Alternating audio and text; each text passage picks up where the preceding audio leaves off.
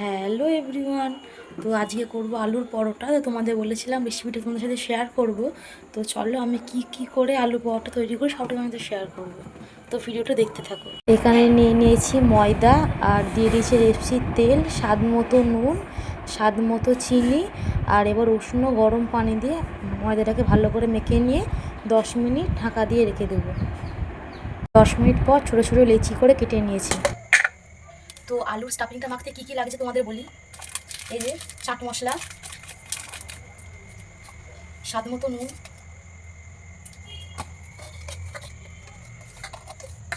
জিরে ধনে গুঁড়ো,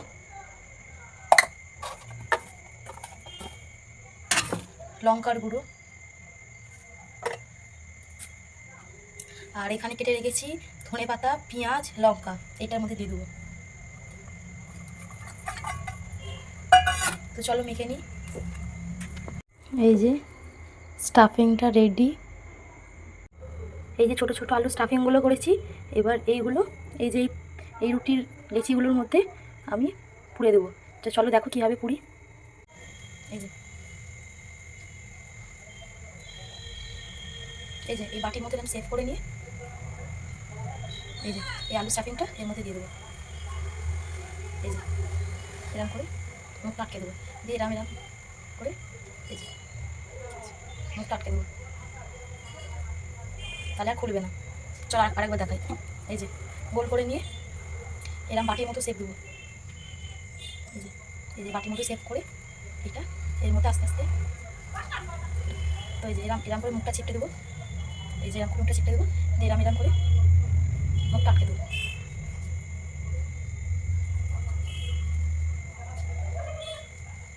তাহলে যেভাবে করি সেরকমভাবে করবে। এই যে রুটিটা এরম গোল করে বেলে নিয়েছি, তাওয়াতে দিয়ে দিয়েছি। এবার দুই দিকটা ভালো করে লাল হয়ে গেলে ভালো করে সেঁকে নিয়ে এই যেরকমভাবে সেঁকে নিয়ে তারপর হালকা তেল দিয়ে দুই পিঠটা ভালো করে ভেজে নেব। আর কালারটা খুব সুন্দর এসেছে। এই যে ভালো করে ভেজে নিয়েছি। আর আমার দেখা দেখি তো তোমার দাদাভাই এসে এই যে রুটি বেলা শুরু করে দিয়েছে। কি কীর্তি করেছে দেখো।